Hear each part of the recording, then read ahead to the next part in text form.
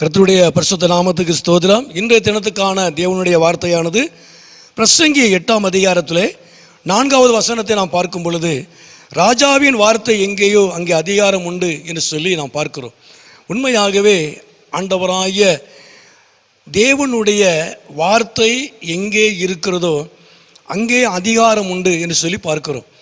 தேவனுடைய வார்த்தை இருக்கிற இடத்துல தேவனுடைய அதிகாரம் இருக்கும், தேவனுடைய ஆளுகை இருக்கும். ஆகவே தான் இதில் வாசிக்கும் பொழுது ராஜாவினுடைய வார்த்தை எங்கேயோ அங்கே அதிகாரம் உண்டு என்று சொல்லி பார்க்கிறோம்.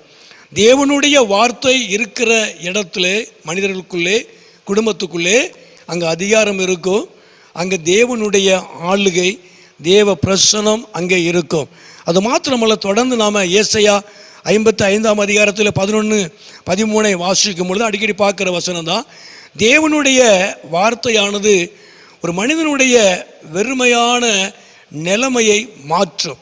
ஒரு மனிதனுக்குள்ளே காணப்படுகிற வெறுமை, ஒரு குடும்பத்துக்குள்ளே காணப்படுகிற வெறுமை, முட்செடி போன்று இருக்கிறதான வெறுமைகள், நெருக்கங்கள், போராட்டங்கள், இவைகளை மாற்றக்கூடியதாக இருக்கும்.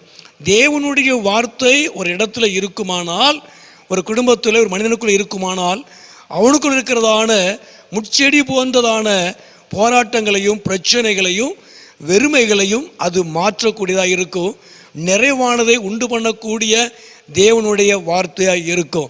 மூன்றாவதாக சங்கீதத்திலே 119ஆம் சங்கீதத்திலே 105ஆம் வசனத்தை வாசிக்கும் பொழுது, தேவனுடைய வார்த்தை அவனுடைய கால்களுக்கு தீபம் என்று சொல்லி நாம் பார்க்கிறோம். ஆகவே அது அவனுக்கு வெளிச்சத்தை கொடுக்கக்கூடிய வார்த்தையாக இருக்குது. அதாவது சரியான பாதையிலே அவனை நடத்தக்கூடியதாக இருக்கிறது. தேவனுடைய வார்த்தை ஒரு மனிதனுக்குள்ளே, ஒரு குடும்பத்துக்குள்ளே இருக்குமானால் சரியான பாதையிலே சரியானபடி நடத்தக்கூடியதாக இருக்கும். நாட்களுக்கு அது மகிமையுண்டாவதாக. 4வதாக நான் வாசிக்கும் ஏசாயாவிலே 9ஆம் அதிகாரத்தில் 8வது வசனத்தை வாசிக்கும் பொழுது, தேவனுடைய வார்த்தை ஒரு மனிதனை உருவாக்கக்கூடியதாக இருக்கிறது. ஒரு மனிதனை உருவாக்கக்கூடிய வார்த்தையாக இருக்கிறது. ஒரு மனிதனுக்குள்ளே தேவனுடைய வார்த்தை இருக்குமானால் அவனுடைய வாழ்க்கையை அங்கே உருவாக்கக்கூடியதாக அது காணப்படுகிறது, தேவனுடைய வார்த்தை. அப்போ உண்மையாகவே இந்த நாட்களில் ஆவிக்குரிய வாழ்க்கையில், கிறிஸ்துவ வாழ்க்கையில் நாம் தேவனுடைய வார்த்தைக்கு, தேவனுடைய வசனத்துக்கு நாம் அதிகமாக நாம் முக்கியத்துவம் கொடுக்கணும். உண்மையாக தேவனுடைய வார்த்தை ஒரு மனிதனுக்குள்ளே இருக்குமானால் அங்கே அதிகாரம் உண்டு, அங்கே ஆளுகை உண்டு. 2வதாக ஒரு மனுஷனுக்குள்ளே வார்த்தை இருக்குமானால் அவனுடைய வாழ்க்கையில் இருக்கிற வெறுமைகள், போராட்டங்கள், குழப்பங்கள் எல்லாவற்றையும் மாற்றி நிறைவானதை கொடுக்கக்கூடியதாக இருக்கும். 3வதாக தேவனுடைய வார்த்தை அவனை சரியான பாதையிலே வழிநடத்தக்கூடியதாக இருக்கும். 4வதாக அவனை உருவாக்கக்கூடிய வார்த்தையாக இருக்கும். கர்த்தருக்கு மகிமை உண்டாவதாக. உண்மையாகவே இந்த நாட்களில் கடைசியாக 5ஆம் வசனத்தை பார்க்கும் பொழுது, எபேசியரில் ஒரு வசனம் உண்டு, 6ஆம் அதிகாரத்தில் 17 வாசிக்கிறோம், தேவனுடைய வார்த்தை ஆவியின் பட்டயமாக இருக்கிறது, சத்ருனிய கிரியைகளை, அந்தகார லோகாதிபதிகளை மேற்கொள்ளக்கூடிய சத்ருனிய எல்லா கிரியைகளையும் மேற்கொள்ளக்கூடிய ஆவியினுடைய பட்டயமாக இருக்கிறது தேவனுடைய வார்த்தை. 5வதாக உண்மையாகவே தேவனுடைய வார்த்தை ஒரு மனிதனுக்குள்ளே இருக்குமானால் அது அவனுக்குள்ளே ஆவியின் பட்டயமாக, சத்ருனி கிரியைகளை மேற்கொள்ளக்கூடிய ஆவியின் பட்டயமாக தேவனுடைய வார்த்தை காணப்படும்.